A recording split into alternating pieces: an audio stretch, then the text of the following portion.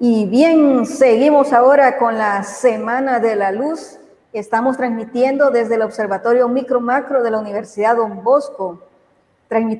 Estamos transmitiendo para todos los fans del observatorio, de aquí del país y de otros países que han estado siguiendo todas estas actividades. Así que bienvenidos a esta continuación. Como ustedes recuerdan, estamos celebrando que el 16 de mayo es un día que está dedicado a reparar, ¿verdad? A crear un poco de conciencia, a caer en la cuenta, ¿verdad? De cómo la luz es parte de nuestra vida, de nuestros hábitos como seres humanos, de nuestras profesiones y cómo se vuelve parte de nosotros en el desarrollo como seres humanos, en el desarrollo tecnológico, el desarrollo científico. Comenzamos el día de ayer con un profesional de diseño gráfico, Oscar Kane, y para ahora les habíamos anunciado que teníamos ahora el contexto físico. Ahora vamos a tener con nosotros la oportunidad de ver todo ese contexto histórico sobre la luz. Ahora tenemos a uno de los mejores físicos con los que cuenta nuestro país, El Salvador. Es un licenciado en físicas, prácticamente es de los divulgadores en astronomía. Él es muy famoso por impartir los cursos libres de astronomía año con año en la Escuela de Física de la Universidad de El Salvador. Obviamente, como todo un profesor de física, pues ha formado a muchos licenciados en física del país y ha trabajado con algunas tesis. Tengo el honor que mi tesis de la licenciatura en física, pues él fue mi coasesor. Así es que para mí es un honor tenerlo ahora al frente de este webinar. Está con nosotros el profesor Américo Mejía. Así que él es nuestro conferencista y nos va a hablar un poco sobre la luz, un contexto histórico. Vamos a conocer sobre la naturaleza de la luz que hemos estado escuchando ya desde hace varios días en relación a esta celebración que hacemos a nivel internacional. Así es que bienvenido, Francisco. Gracias por haber aceptado nuestra invitación y bueno, nos alegra que tengamos la oportunidad de recibir, ¿verdad?, toda esta conferencia magistral, ¿verdad?, prácticamente de uno de los maestros de la Universidad de El Salvador y bueno, no dudo que lo van a disfrutar, así que gracias, bienvenido. Bueno, gracias por la invitación, Brisa. La universidad, pues, y la Escuela de Física siempre está dispuesta a colaborar en la actividad científica. Y quizás, como ya algunos quizás me conocen, quizás vamos a entrar de una vez al tema. Así es que entramos al tema. La humanidad siempre se preguntó qué es la luz, de qué está hecha. Y no nos vamos a ir hasta los últimos ideas de primitivas, sino que vamos a comenzar con los griegos. Con los griegos empieza ya la idea racional a preguntarse y tratar de responder qué es la luz. Antes de eso, pues era mitológico, fantástico. Con los griegos empieza a querer ser racional. Hay muchos fenómenos luminosos que nos impactan. También de uno de ellos, el arco iris. Se creía, pues, en las ideas mitológicas, que por aquí debía haber un tesoro, ¿va? También hemos visto en el cielo cosas como esta, ¿va? Y también la gente se impresiona qué está pasando, ¿no? ¿Por qué se ve el sol en ese momento así, ¿no? Han habido otros fenómenos luminosos más espectaculares, ¿no? Y la gente pues cree que algo mágico está pasando. La gente que vive por los polos mira esto y ya no es magia para ellos, sino que es algo común, ¿no? Las auroras. Entonces, los filósofos griegos empezaron a una discusión. Unos decían que la luz sale de los ojos y otros decían que la luz sale de los objetos. Hubo quien dijo, no, miren, la luz sí sale de los ojos, pero choca en los objetos y cuando rebota y nos regresa es que vemos. Eso que parecía más o menos conciliador siempre tuvo un problema.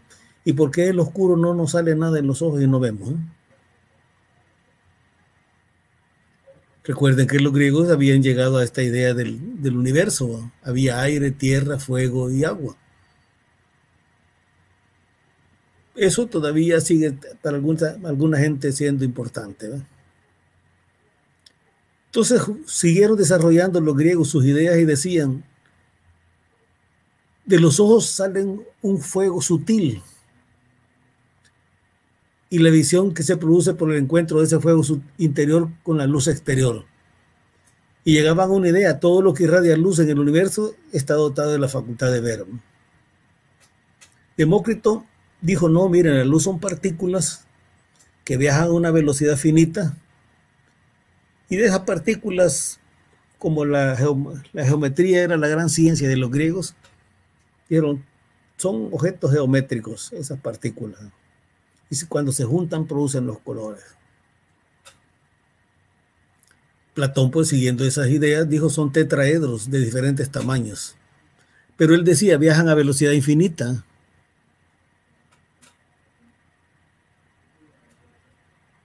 Empédocles siguió con la idea pues de que eran efluvios de fuego sutil, ¿no?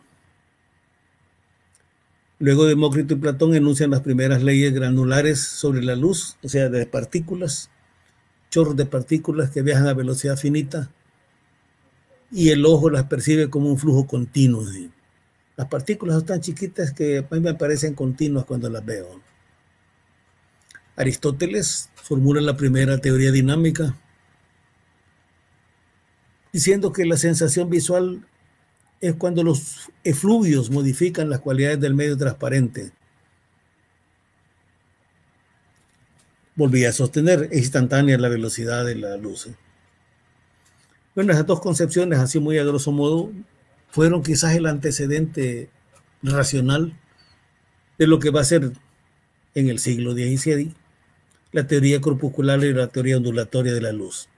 Entonces vamos a dejar esa parte antigua para ir ya a la parte relativamente moderna. Euclides y Ptolomeo escriben un tratado de óptica. Los griegos escribieron tratados de óptica. Habían descubierto que la ley de reflexión, y va a haber Herón, un gran sabio de la antigüedad, que ya conoce la ley de refracción y hace trucos con la ley de refracción, ¿verdad? Pone una vasija y para una persona en cierto lugar le dice, ¿qué hay en el vasito? No se ve. Entonces le echaba agua y al echar el agua por refracción se hay una moneda. Entonces empezaba él ya a conocer las leyes de la física y publicaron ópticas los griegos, ¿no? Ptolomeo pues descubre el fenómeno de aberración de la luz. Luego en Europa pasa un periodo que le llaman la Edad Oscura y son los árabes los que se encargan de desarrollar la ciencia en este periodo. Se descubre cosas como estas, de la aberración de la luz. Cuando está lloviendo, el agua cae así, pero si yo voy corriendo, el agua me parece así. Y eso se descubre en la luz. Decían, aquel objeto está en el cenit, pero para enfocar mi telescopio tengo que inclinarlo porque la Tierra se va moviendo y la luz le pasa este mismo fenómeno. Entonces hay que orientar el telescopio con cierta inclinación. Este ángulo es pequeñito, ¿va? No es así un ángulo tan grande como el señor que va bajo la lluvia, ¿no? Pero empiezan a descubrir cosas ya en la época esa, ¿no? Entonces decíamos, son los árabes los que continúan el desarrollo de la óptica, la óptica es la ciencia que estudia la luz. Así. Los árabes llegan a la claridad, la luz viene de los objetos. La luz viene de los objetos, no sale del ojo. Ahora, curiosamente, a Superman la luz le sale del ojo, ¿eh? Se quedó allá con la época de los griegos, ¿no? También aparece ya la idea de que cada ojo viene en un ángulo diferente y que eso permite apreciar las distancias. Así. Explican ya los espejismos, por qué se forman ese halo que vimos en el sol y la luna. Explican el arco iris y por qué el sol se mira más grandecito cuando sale o cuando se pone. ya estudian espejos esféricos. Mira que los espejos esféricos deforman las imágenes. En las orillas se miran las imágenes deformadas. Y confirman ya bien claro la idea del ángulo de incidencia y el ángulo de reflexión que habían sido descubiertos por los griegos. Así.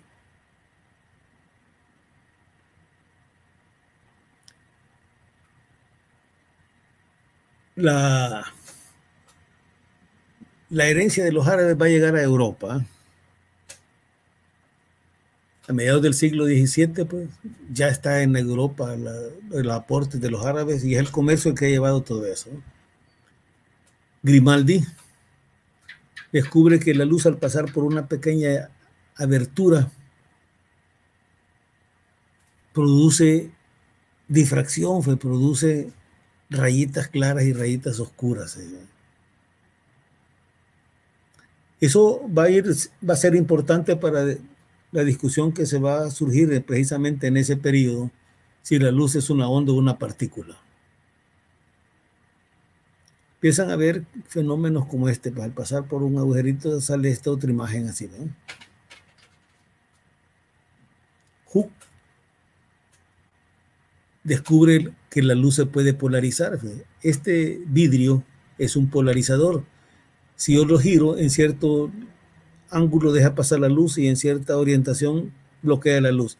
La luz que está polarizada, la luz que no está polarizada no puede hacer eso, pero empieza a aparecer la luz polarizada, que la luz se puede polarizar, que puede ir que se puede manipular la luz. Esa es la idea más importante. Obviamente que en un curso normal podríamos ver qué es la polarización más en serio. Bueno, Galilei, se le ocurrió medir la velocidad de la luz.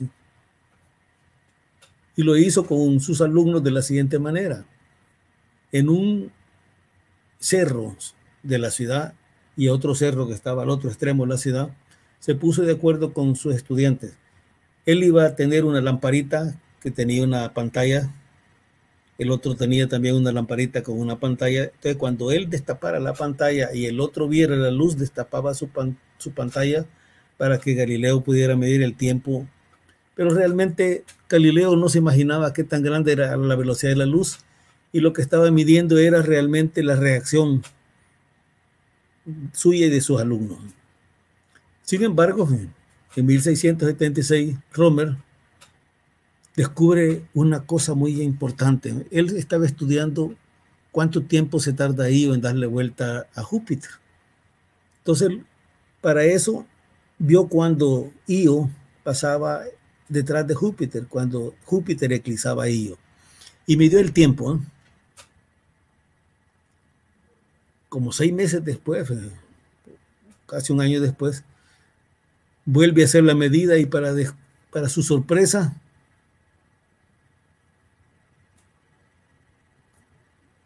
se tardó más tiempo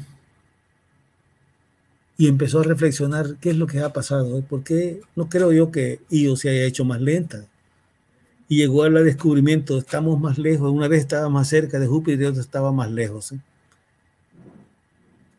Entonces eso, de alguna manera, era la misma idea de Galileo, pero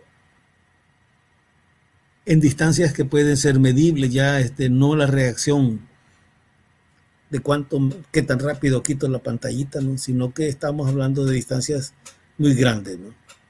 Entonces hizo esas medidas y descubrió esto, ¿no? Dijo, cuando yo medí la primera vez el eclipse, estábamos a esta distancia. Cuando lo medí la siguiente vez, estamos a esta distancia. Entonces, esta diferencia, esta es la órbita de la Tierra alrededor del Sol, ¿no? Esta diferencia de trayectorias es la que da esos 16 minutos y 40 segundos extra. Entonces, conociendo la distancia que estaba Júpiter de la Tierra en los dos lugares, pudo calcular por primera vez la velocidad de la luz y obtuvo un valor extraordinario, 220,000 kilómetros por segundo. Hoy sabemos que el valor es más grande, pero realmente para la época en que Romer hace eso, realmente era algo extraordinario. Entonces, esta era la misma idea, dijimos, de Galileo, pero medida a nivel astronómico. Y se midió por primera vez la velocidad de la luz. La luz, hoy sabíamos ya que no es infinita.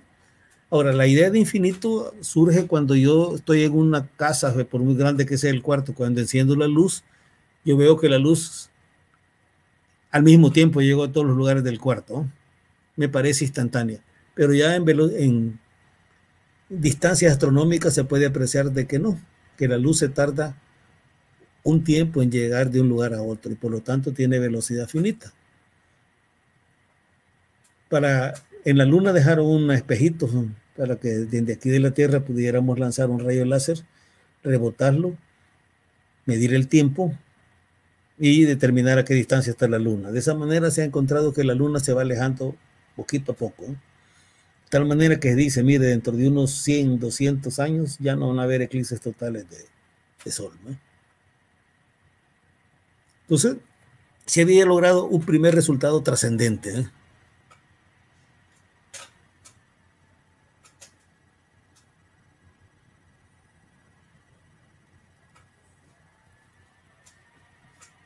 Posteriormente vino Fizeau y hizo una medida ya en la Tierra. ¿Cómo lo hizo? Bueno, puso un espejo a una distancia considerable, ¿no? Un rayo de luz, un disco dentado que lo podía variar la velocidad y logró hacer que el rayo de luz pasara por un dientecito, iba hasta el espejo, rebotaba y pasaba por el otro dientecito. Y conociendo la velocidad angular de su disco y la distancia pues de cada dientecito, pudo calcular también la distancia de la luz en una medida terrestre. Hizo así. Tenía pues el rayo de luz. Ahora, en ese tiempo pues no habían focos ni rayos láseres, ¿verdad? Pero se podían hacer experimentos, ¿verdad? Y midió la distancia y midió la velocidad de la luz, ¿verdad? Este es el aparato ya no tan caricaturesco, sino que el aparato real que ocupó Fizeau. Y midió la velocidad de la luz y le dio 313.000 kilómetros por segundo. Sabemos que son 300.000, se pasó un poquito, ¿no? Fue refinado el método por Cornu y Perroin, y el que hizo la mejor medida fue Foucault. Y llegó Foucault a este valor, 298.000 kilómetros por segundo.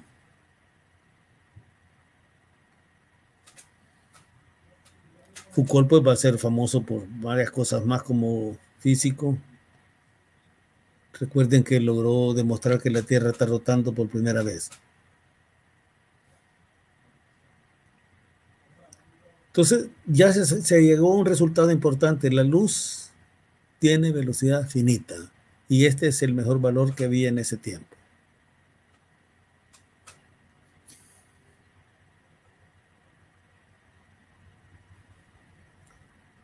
Hicieron ya en 1926, el siglo pasado, Michelson, y llegó a este valor, 299.796 kilómetros por segundo. Prácticamente estamos en el valor actual ya de la luz. Hoy se mide con más tecnología y se han cambiado las últimas 2 cifras nada más, ¿no? Quizás la última cifra a veces. Bueno, lo importante es que la luz tiene velocidad finita y eso va a ser importante para la relatividad, ¿eh? Ese resultado va a ser importante para la relatividad porque además es una constante de la naturaleza. Ahora viene un pleito que va a haber en esa época.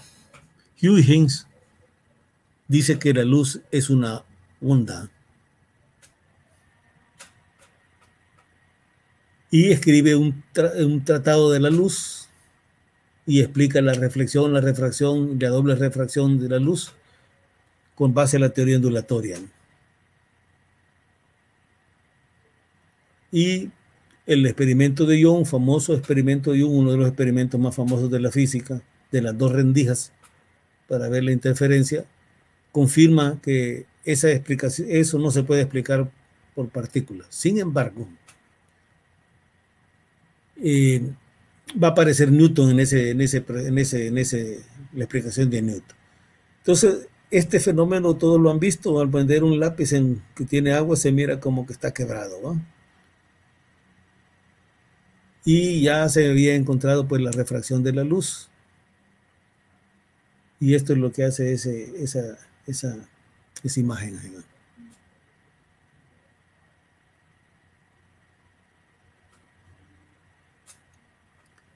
Entonces, a principios del siglo XVIII todavía pensaba el Newton y había dicho que la luz estaba formada de pequeñas partículas que viajan en línea recta, que hacen choques totalmente elásticos. Y como Newton era una autoridad por lo que había logrado la teoría de la mecánica, la creación del cálculo, él había visto que en un prisma podía producir el arco iris, el espectro de la luz. Y había aportado en muchos campos, además en termodinámica, muchas cosas. Era una autoridad y además era bastante, como diríamos, bastante estricto Newton. No le gustaba aceptar que alguien le contradijera. Sin embargo, cuando hace su estudio llega a una conclusión. Cuando la luz pasa a un medio de mayor densidad, decía Newton, debe de aumentar su velocidad. Y allí había un elemento para probar si era buena la teoría de Newton o no.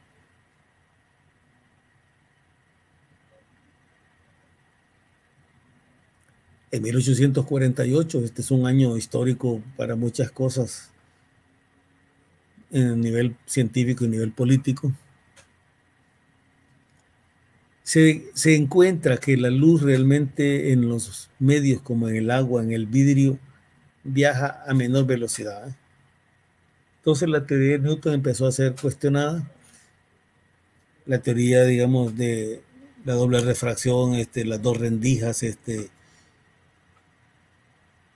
muchos fenómenos luminosos que no se podían explicar con las partículas, sí se podían explicar con las ondas, ¿no? Sin embargo, apareció otro problema. Las ondas que la humanidad conocía en ese tiempo necesitan un medio para viajar. Y había sido histórico el hecho de hacer vacío, poner un reloj, una campanita que sonaba, ¿no? Y al hacer el vacío no se oía el sonido. Entonces no había medio para que el sonido viajara. Entonces apareció la idea, y si la luz es una onda, tiene que tener un medio para viajar.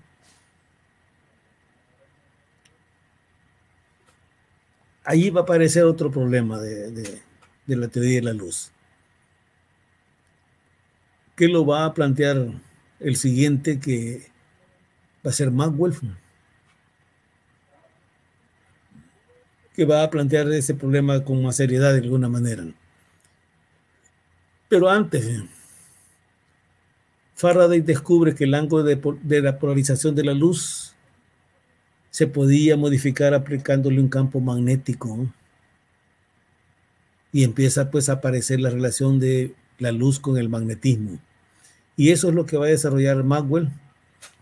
Ahora, el trabajo de electricidad y magnetismo es bastante, no solo se refiere a esto. Había aparecido mucho trabajo en electricidad, mucho trabajo en magnetismo. Accidentalmente se había descubierto que un alambre que conduce corriente produce un campo magnético. Posteriormente se descubre que un campo magnético puede producir corriente en un alambre. Van a aparecer los motores eléctricos. Y todo eso lo va a sistematizar Maxwell en una sola teoría: el electromagnetismo. Y el electromagnetismo va a tener una trascendencia importante porque Maxwell descubre que existen ondas electromagnéticas que viajan a una velocidad constante y que coincide con la velocidad de la luz que habían medido, ¿no? Ahora, la velocidad de la luz en el vacío, aunque realmente la gente había medido la velocidad de luz en el aire, que es más o menos casi como el vacío. pero tenía el problema de ¿y en qué medio se mueve la luz? Y pensó que era un medio que él llamó el éter, ¿no? Y así quedó, con el éter, con las ondas electromagnéticas realmente. Aparecen los físicos que siempre son preguntones y quieren ver más de lo que dice una teoría, y descubren de que y se pueden producir ondas electromagnéticas con un circuito eléctrico. Y viene Hertz y produce ondas electromagnéticas. Entonces diseña antenas y empieza a descubrir de que puede transmitir mensajes con las ondas electromagnéticas. No por gusto se le llaman ondas hertzianas a las ondas de radio. Y empezaron a trabajar, y fue el gran entusiasmo de finales del siglo XIX, las ondas hertzianas. Esas ondas hertzianas permitieron descubrimientos también más allá de lo que se estaba trabajando.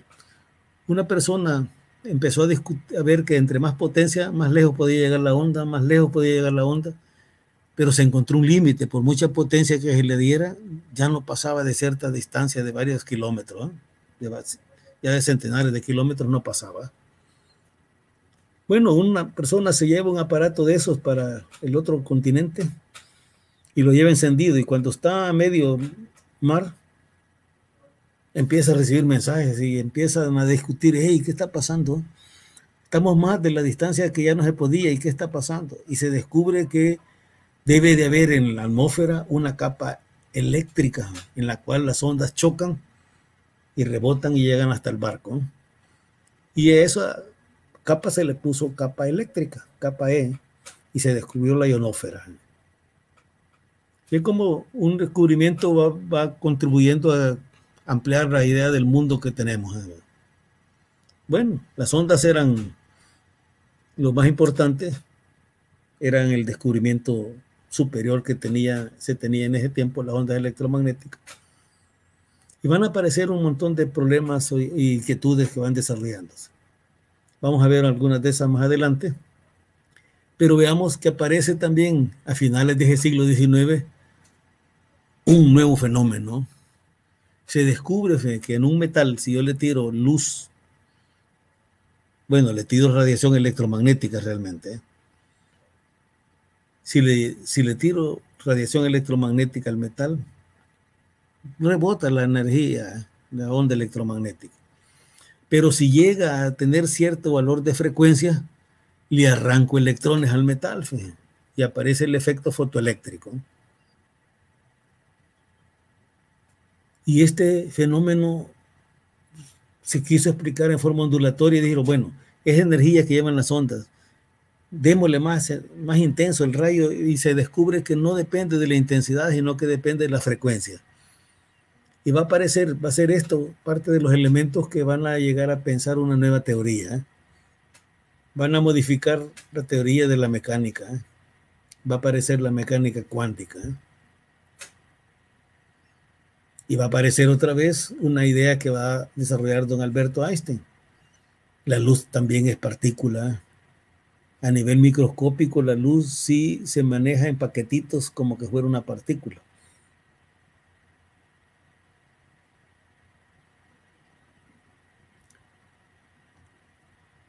Ya habíamos llegado a todo esto, ¿eh? La luz viaja en el vacío a esta velocidad. Se le puso esta velocidad c, pero en los vidrios y todo eso tiene menor velocidad, ¿verdad? Bueno, terminemos de ver la idea de onda electromagnética, que esto es muy importante. Cuando se desarrolló toda la idea de la onda electromagnética, se descubre lo siguiente: la parte que es sensible en nuestros ojos solo es esta tirita, ¿eh? Aquí le hemos ampliado para que se vean todos los colores. Esta es la longitud de onda y esta es la frecuencia. Para aquí aumenta la frecuencia, para aquí disminuye la longitud de onda. Entonces la longitud de onda del rojo es de 700 nanómetros, o sea, 10 a la menos 9 de metro. Y la violeta es de 400 nanómetros. Y esto es lo que nuestros ojos alcanzan a ver. Por accidente, una persona se hace la pregunta, ¿y los colores tendrán que ver con la temperatura? Y puso un termómetro aquí en rojo, uno en naranja, uno en amarillo, uno en verde, uno en azul, uno en violeta. Y accidentalmente dejó un termómetro por aquí. Y midió, y cuando mide los valores que están dando, descubre que este de aquí también está dando y está dando bastante temperatura. Y dijo, existe algo abajo del rojo, y le llamaron infrarrojo. Y aparece esta sección que se descubre el infrarrojo. Posteriormente otro señor se puede hacer la pregunta y al otro lado no habrá, hay otro más allá del violeta, el ultravioleta. Cuando se descubren los rayos X, se le llama rayos X porque no se sabe qué son, rayos X, rayos desconocidos, ¿no? Con el tiempo se dan cuenta que también es onda electromagnética. Lo que había descubierto Hertz eran ondas de este tipo. Las ondas electromagnéticas de estas son las más viejas después de la luz que el hombre conoce. Y aquí está la AM, la FM, la televisión, el radar, y aquí está el microondas que incluye los hornos de microondas y los teléfonos. Los teléfonos funcionan con microondas. El espectro electromagnético va desde aquí hasta acá.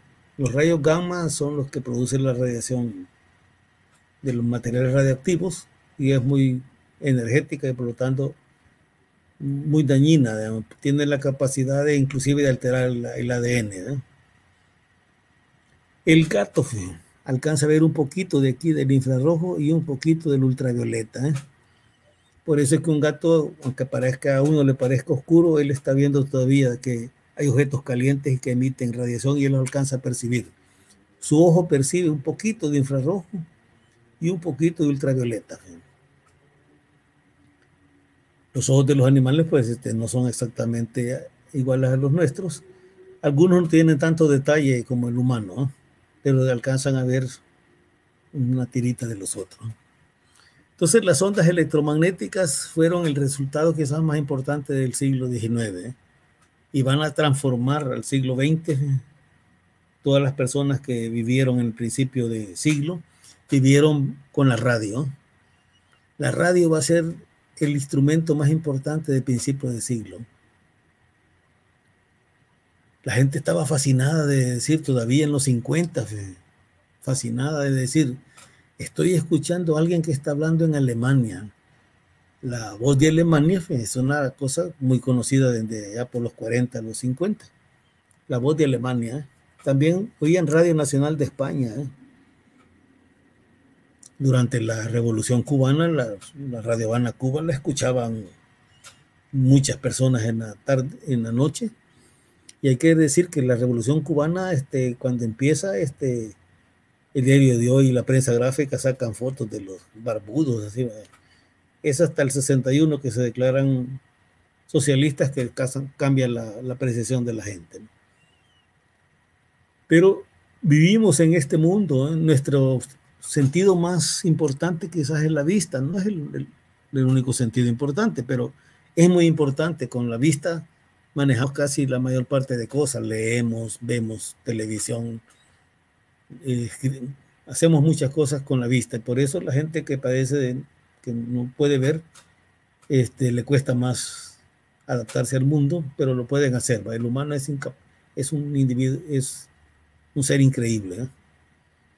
Bueno, tenemos las ondas electromagnéticas. Dejamos un lado ahí el efecto fotoeléctrico que estaba por ahí, pero ya lo vamos a retomar otra vez. Entonces, así es la onda electromagnética. Va una onda, un campo eléctrico y un campo magnético perpendicular. El eléctrico lo he puesto en vertical y el magnético en horizontal en esta animación. Así llega la luz. Obviamente que para la luz visible, estos son nanómetros, dijimos, de tamaño de aquí hasta aquí, de una onda completa de 10.000 millonésimas de metro. Ahora, estas son grandotas, estas son de kilómetros, ¿no? Y estas son de milímetros. las microondas.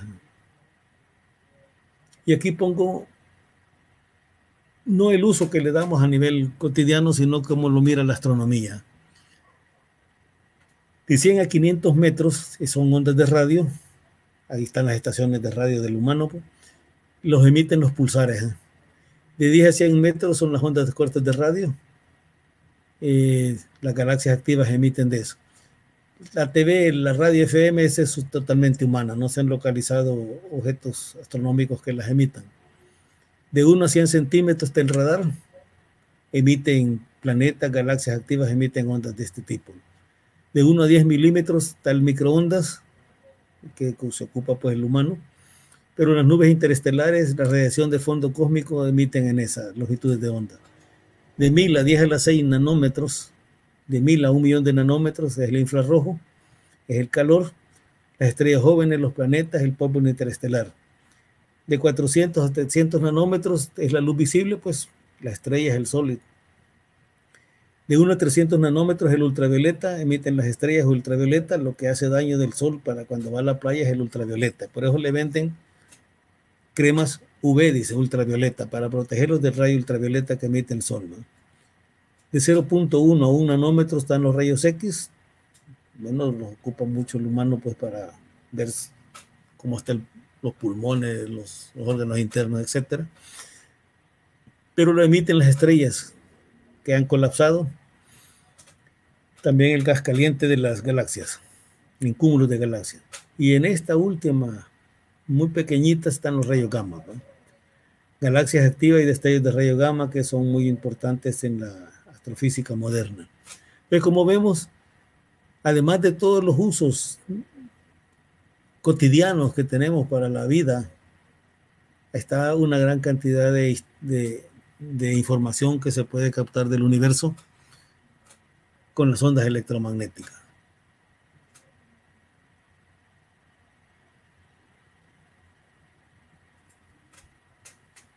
Entonces, volvamos al punto, onda o partícula.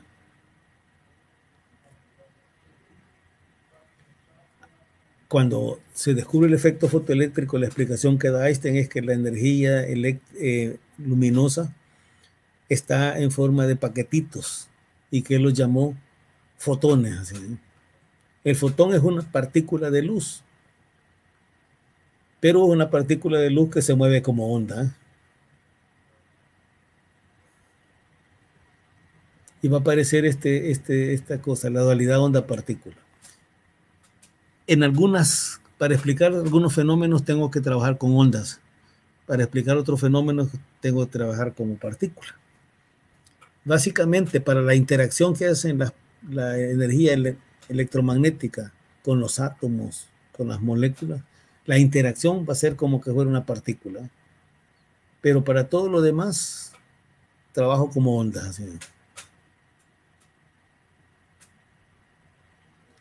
Bueno, todavía no hay preguntas, ¿verdad?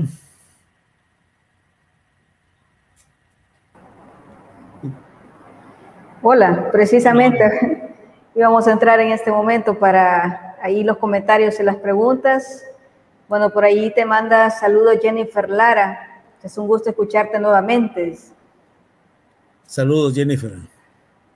También allí te saluda Stephanie Alvarado, Carlos Marquina desde Honduras, Julia Marquina también, que están saludando también en este contexto. Y algunas preguntas que están por acá.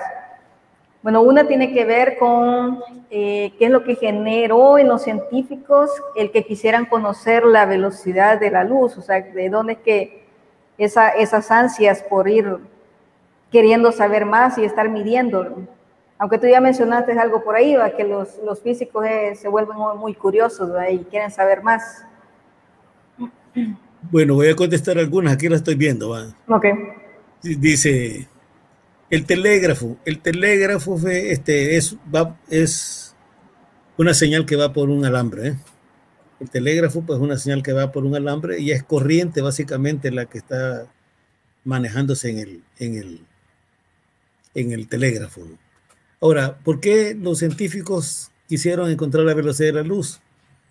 Ya les decía que Galileo, ya en los griegos aparecía, es finita o infinita, finita o infinita.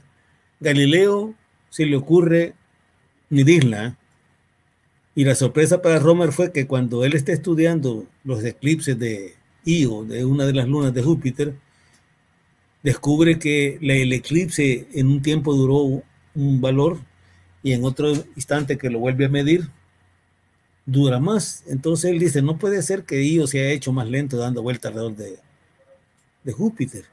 Y descubre que, es que estoy más lejos. Y ese tiempo, esa diferencia de tiempo, porque la luz se tardó un tiempo en llegar. Y apareció de manera natural, pues, la idea de que la luz tiene una velocidad finita. Y eso fue un descubrimiento importante, ¿eh? Fue un descubrimiento importante porque cada vez la humanidad iba creciendo en conocimiento. Digamos. La humanidad iba creciendo en conocimiento. Pues. Ahora hay preguntas como ¿cómo se crea el vacío?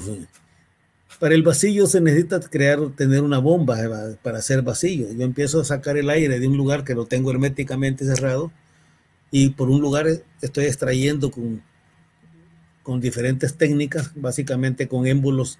Después se hace más sofisticado para llegar a altos vacíos.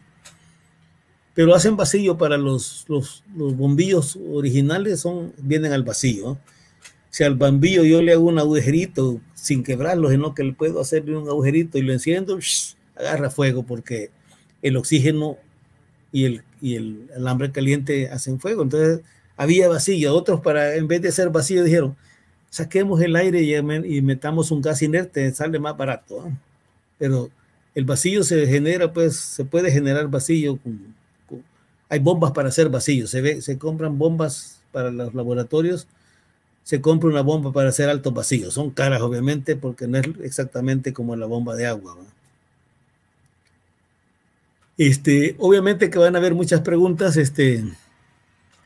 No voy a poder responderlas todas para poder terminar, porque faltan cosas muy importantes ahorita para terminar. Después volvemos a las preguntas. Las ondas y la partícula. Veamos el problema de la luz y el color. ¿va? Los humanos vemos el color desde el rojo hasta el violeta, tal es como acabo de señalar en el espectro. ¿no? Y las ondas electromagnéticas se caracterizan por su longitud de onda o por su frecuencia. Están relacionadas longitud de onda y frecuencia. Al multiplicarlas me da la velocidad de la luz. Recuerden, fue Newton el que con un prisma pudo hacer el arco iris. Entonces, la luz blanca del sol realmente está compuesta de todas las frecuencias, ¿sí? Todas las frecuencias visibles. Entonces, se puede descomponer con un prisma. Esto va a ser importante por algo que va a pasar también accidentalmente. ¿eh? Antes de eso, miremos alguna fórmula. Cada fotón transporta energía y es una constante, una nueva constante, se va a llamar constante de Planck por la frecuencia. La constante de Planck por la frecuencia. Bueno, pero veamos una cosa que nos va a hacer una nueva aplicación importantísima.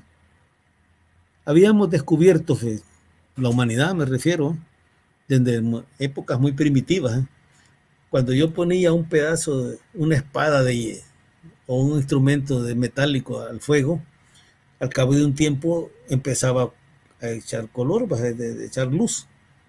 Se ponía un rojo oscuro, después un rojo más blanco, ya un naranja y hasta llegar quizás hasta un blanco.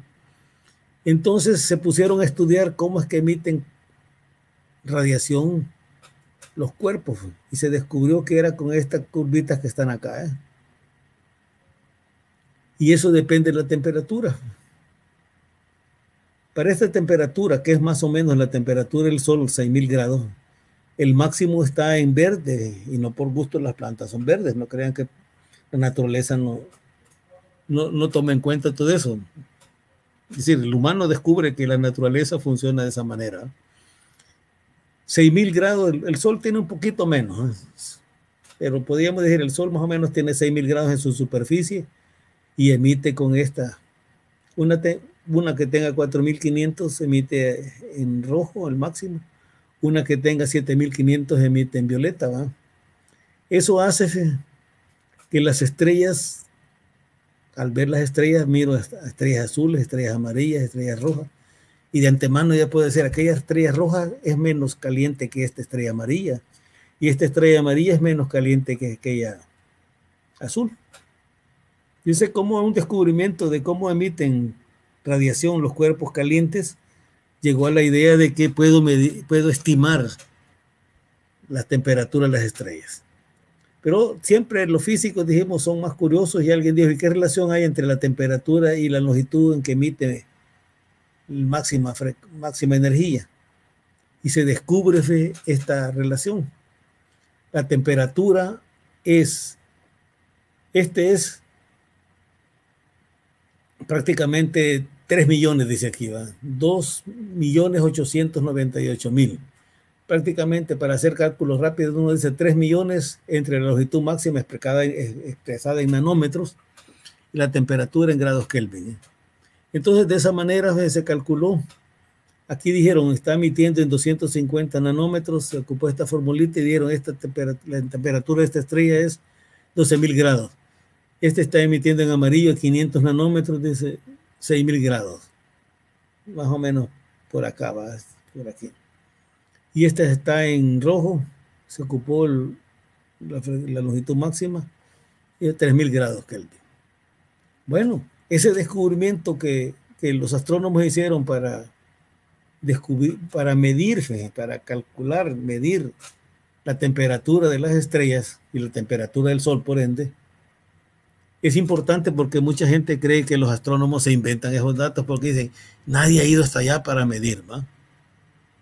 Se puede medir sin ir hasta allá, ¿va? Simplemente mido recibiendo la energía, ocupando la técnica que nos enseñó Newton, haciendo el espectro, viendo en cuál es la longitud máxima en la que está emitiendo, y de ahí ya puedo medir la temperatura. Eso fue muy importante, más de lo que creemos. Empezaron a usar estos termómetros para los hornos de fundición. Estos son termómetros para los hornos de fundición, porque un horno de fundición yo no puedo llevar un termómetro normal, se me evapora al ponerlo a esas temperaturas de 1000 grados, ¿no? Entonces se mide con termómetros ópticos. Bueno, posteriormente apareció otra cosa. Medir la temperatura de los niños era problemático, ¿eh? Entonces se crearon estos termómetros en longitud de onda en la que emite el cuerpo humano, y se podía medir la temperatura de los niños sin mucho problema. Pero hoy que vino la pandemia, todo el mundo está viendo estos termómetros, ¿no? Ahora, ¿de dónde provino? Provino de esto, ¿no? De que los astrónomos encontraron cómo medir la temperatura de las estrellas. Y ahí se aplicó a los hornos, y ahí se aplicó a los niños, y hoy se está aplicando pues para la pandemia en todas partes que llega uno, creo que le toman la temperatura, ¿no? Esto es luz. Ahora, hay un mito que alguna gente puso, mira, algunos termómetros de estos tiraban un pequeño rayo láser a la frente, y decía algunos, mire, ese rayo láser le está quemando el cerebro. Y mentira, ¿verdad? El rayo láser rojo es tan poco energético que ni siquiera calienta el punto donde está pegando. La idea era que señalarle dónde es que estoy tomando la temperatura. Posteriormente, como eso causaba problemas, los que compraron de esos que no tienen rayo láser, y le miden la temperatura a todo el mundo con esto que provino de la astronomía, ¿eh? Y provino pues de que los astrofísicos descubrieron cómo medir la temperatura del Sol, de las estrellas, ¿eh? Se mide, ¿va? No se inventa, ¿va? Se puede decir, y ya les digo, así de forma cualitativa. Si yo veo una estrella rojita, miren en la noche cuando se pueda ver, van a ver que hay estrellas que se miran rojitas, unas que se miran blancas. Las azules cuesta verlos porque el oscuro y el azul no son muy visibles, ¿eh? Pero si lo miran con un pequeño telescopio binoculares, van a ver estrellas que son bastante blanquitas, azulitas y rojitas. Entonces ustedes pueden decir, esta es más caliente, esta es más caliente que esta es más caliente que aquella, o esta es menos caliente. Entonces aprendimos a medir la temperatura por los astrónomos, ¿no? La temperatura ahora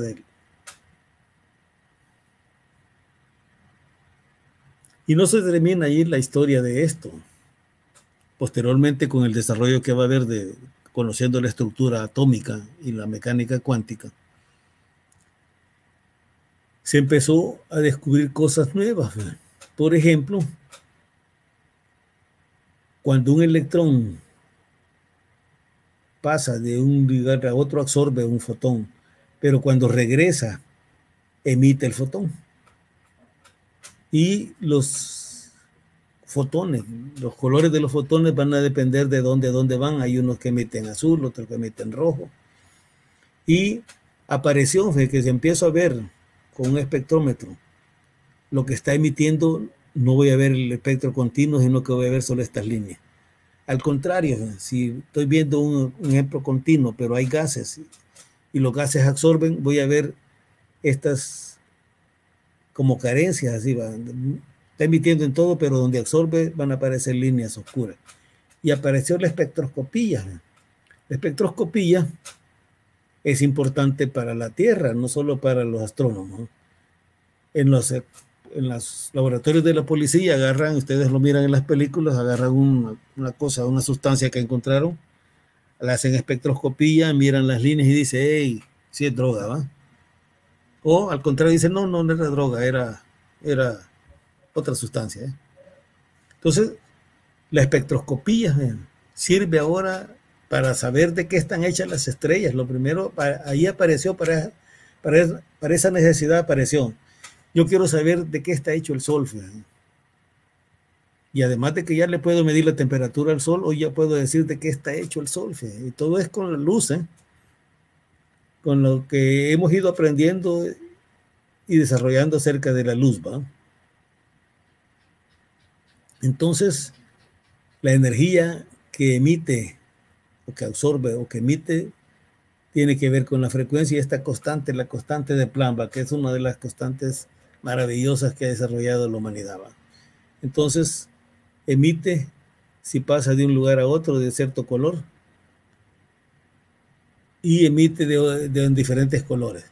Pero también así absorbe. Si yo tengo partículas y tiro luz blanca, va a suceder que algunas se van a absorber, ¿no? Entonces de estas, las que se absorbió aparecen como líneas oscuras, porque esto lo absorbió. Este la va a volver a emitir, pero lo emite en todas direcciones. En todo caso, esto se va a ver algo oscuro, ¿no? Entonces, de esa manera podemos saber de qué está hecho cosas como el Sol. Pero digo, se aplica también para la vida cotidiana, ¿no? Entonces, aquí tengo una fuente de luz, hay una rendija, la hago pasar por un prisma y tengo el espectro continuo. Pero si hay átomos en el camino, van a absorber, y dependiendo de dónde a dónde van a producir estas líneas, así, ¿verdad? Y digo yo, este es hidrógeno, ¿no? Sucede que cada elemento químico tiene su huella digital. Y digo, hey, ahí hay hidrógeno, ¿no? Curiosamente, este elemento que hoy es tan común para los globos, para los niños que le compran globos, el helio se llama helio porque cuando se descubrió no se había descubierto en la Tierra, se descubrió en el Sol. Y como helio es el nombre del Sol para algunas culturas egipcias, se le puso helio. El helio lo descubrimos en el Sol. Después se descubre que existe en la Tierra y que tiene esas cualidades de que es bien poco denso y al meterlo en un globo flota el globo, se quiere ir para arriba, ¿va? Entonces, del descubrimiento de Newton al descubrimiento de estas, que fue un accidente en un observatorio, alguien vio que había líneas del Sol y dijo que estaba sucio, fue a limpiar y siempre estaban las líneas, y hasta alguien que dijo, no, eso viene del Sol, ¿va? Y se descubrió el espectro del Sol, después se mejoró la espectroscopía. Hoy se sabe que cada elemento químico, cada compuesto químico tiene una huella digital. Ahora, el trabajo terrestre es más complejo que eso. Pero aquí tengo yo lo que se hace con astronomía, midiendo este cometa, digamos, tiene todos estos compuestos. Esto es el Sol. Estos son los hidrógenos, sodio, magnesio, todo lo que se encuentra que hay en el Sol, ¿no? Entonces, así son el sodio, así es el mercurio, así es el litio, Entonces, este es emisión y este es absorción, ¿no? Entonces, puedo saber de qué están hechas las cosas. ¿Sí? Y digo, a nivel de la Tierra es más complicado el asunto. Se hace en un laboratorio químico o de policíaco. Tengo una fuente de infrarrojo, trabajan en infrarrojo para las moléculas químicas, los enlaces de las moléculas químicas están en infrarrojo. Paso en un aparato y tengo una computadora y me salen estas líneas así, ¿no? Y ya hay toda una técnica para decir, mire, aquí había benceno, fenol, coca, para el caso de la policía, ¿no? Todas estas aplicaciones son de la luz siempre, ¿eh? Parece mentira, pero la luz se aplica en cantidad enorme de cosas que no nos imaginamos a veces, ¿no?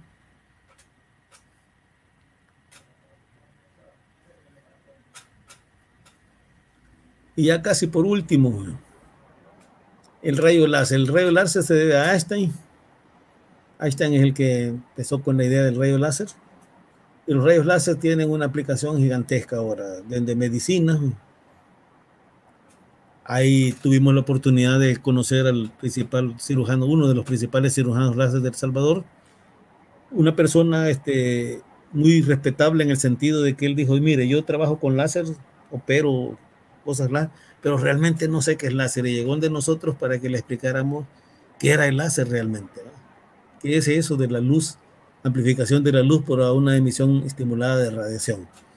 Se tira luz, conozco el átomo, los átomos que tengo ahí, tiro luz de la frecuencia que puede absorberlo y lo absorbe y después lo emite. Entonces, como yo estoy tirando de esa misma frecuencia y el átomo está emitiendo también de esa frecuencia, logro amplificar la luz.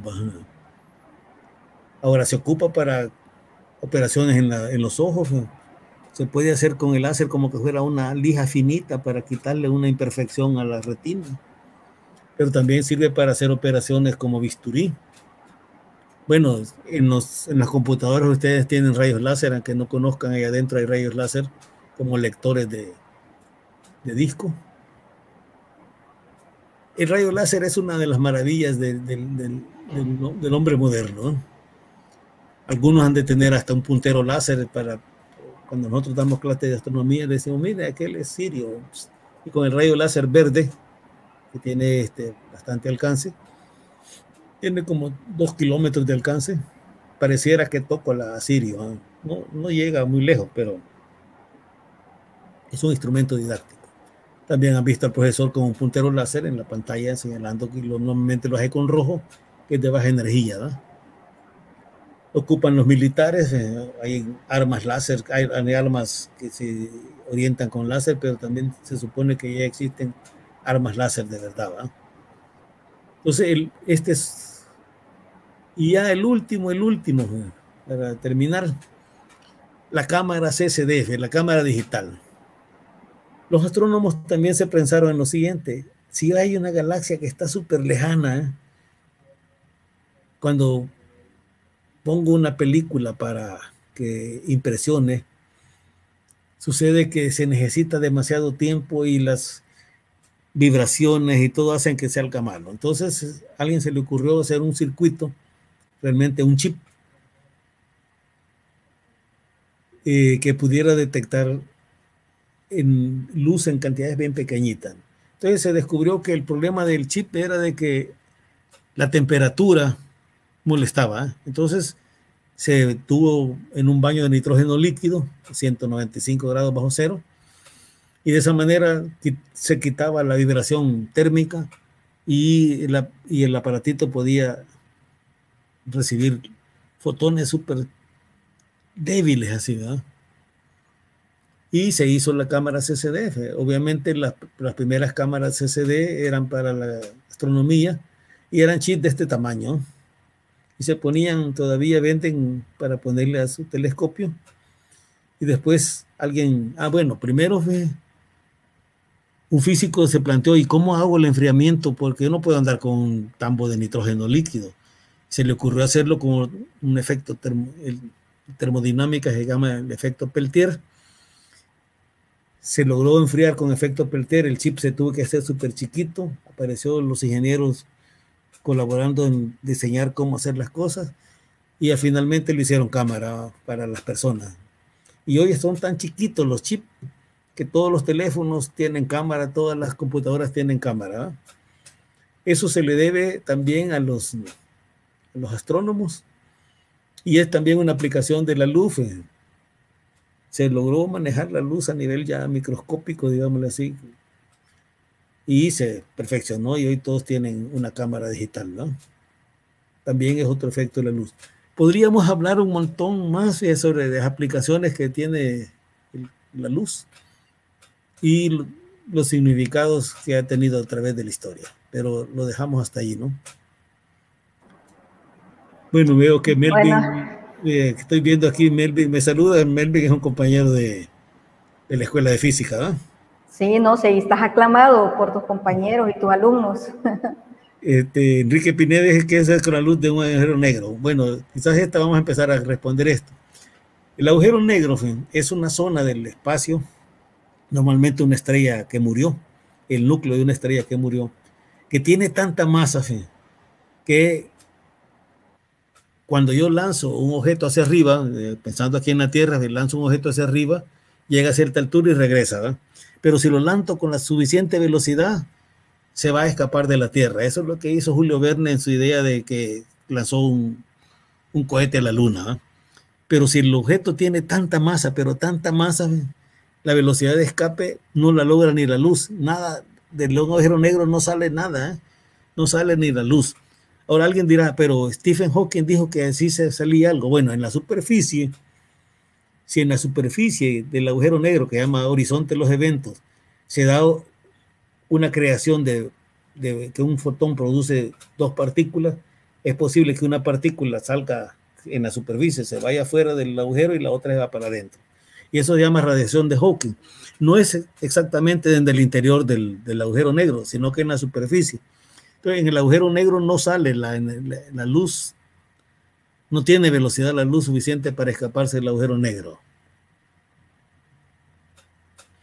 Dicen, ¿qué longitud de onda es el pico de nuestro Sol?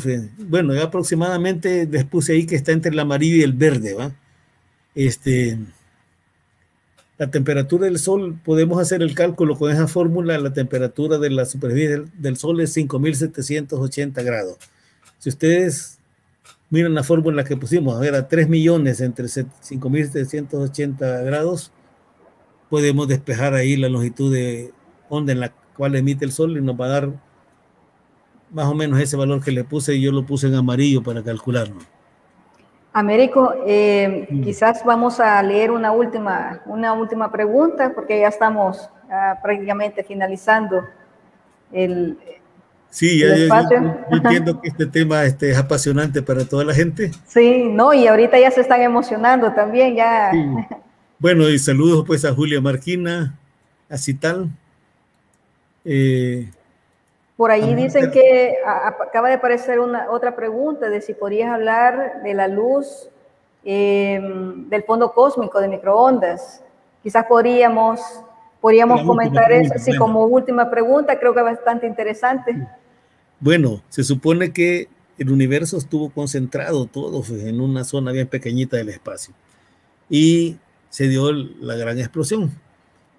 Durante la gran explosión era tan densa la materia que la luz no podía salir, pero llegó el momento en que la expansión iba saliendo, que llegó el momento en que se había enfriado lo suficiente y pudieron salir los primeros rayos de luz. Esos primeros rayos de luz que salieron se llama la emisión de fondo. Es la primera luz que salió al universo. No quiere decir que es la primera luz que existió, ya existía dentro del núcleo ese del universo, ¿no? Pero era tan denso que no le dejaban salir. Cuando ya bajó la densidad, se escapó la luz, y eso es lo que conocemos con la luz de fondo, del fondo cósmico, ¿no? Entonces, bueno, creo que podríamos hacer una cosa, mira, sí. Tú recoges las preguntas, me las envías, y yo te voy a mandar, en la medida de lo posible, una respuesta para algunas, no para todas, porque realmente tengo dos materias que me consumen bastante tiempo hoy con el sistema virtual, tengo que estar haciendo presentaciones y eso consume tiempo. Tú te imaginas, estoy dando relatividad general y entonces las ecuaciones tensoriales consumen tiempo al escribirlas. Sí, para digitarlas, sí. Bueno, prácticamente se ha logrado despertar la curiosidad. Creo que todo el contexto histórico que tú estuviste mencionando, pues nos fue llevando, nos hizo viajar a los primeros años en que se comenzó a hablar sobre este concepto y cómo fue evolucionando esa curiosidad de los científicos, de los físicos, para todos los físicos que se han conectado, pues ya se sintieron ahí orgullosos de ser físicos, de estar con uno de los máximos representantes en El Salvador. Y bueno, la idea es seguir celebrando el Día Internacional de la Luz. Le agradecemos a Américo por haber participado, habernos hecho todo este recorrido para conocer la naturaleza de la luz y vean todas las preguntas que se han generado y bueno, las que vayan a surgir todavía más, pues ya escucharon que Américo pues se las va a responder. Así que les agradecemos su participación en esta actividad y te agradecemos, Américo. Sí, no voy a responderlas todas porque te digo, algunas cuantas voy a responder. ¿Vale? Sí, no, está bien, está bien. Realmente no tengo yo la dirección de las personas, por eso no sé sí. cómo responderlas, ¿verdad? Te las voy a enviar a ti algunas. Ok. Bueno, entonces, gracias, Américo. Quedamos entonces siempre con la invitación para otras actividades de divulgación. Y bueno, les recordamos que estamos celebrando la semana dedicada a la luz. Ya ayer estuvimos hablando con un diseñador gráfico, hoy estuvimos hablando con un físico, ya conocimos más sobre la luz y el día de mañana vamos a estar conociendo también sobre cómo es que la luz ha sido una parte importante en las construcciones antiguas. Nosotros sabemos que tenemos acá ruinas y bueno, una de las astrónomas de Centroamérica realizó trabajos en arqueoastronomía y el día de mañana va a estar hablando sobre el papel que juega la luz, sobre todo las que están orientadas hacia el sol, en cómo es que están orientadas todas esas estelas en Copán Ruinas, en Honduras. Así es que los que ya conocen o los que mañana van a conocer un poco sobre esas edificaciones, pues los invitamos a formar parte de este viaje el día de mañana. De nuestra parte, les invitamos a seguir siempre pendiente de todas las actividades acá desde el Observatorio Micro-Macro de la Universidad Don Bosco. Un placer haber compartido con ustedes, así es que nos conectamos el día de mañana. Chao.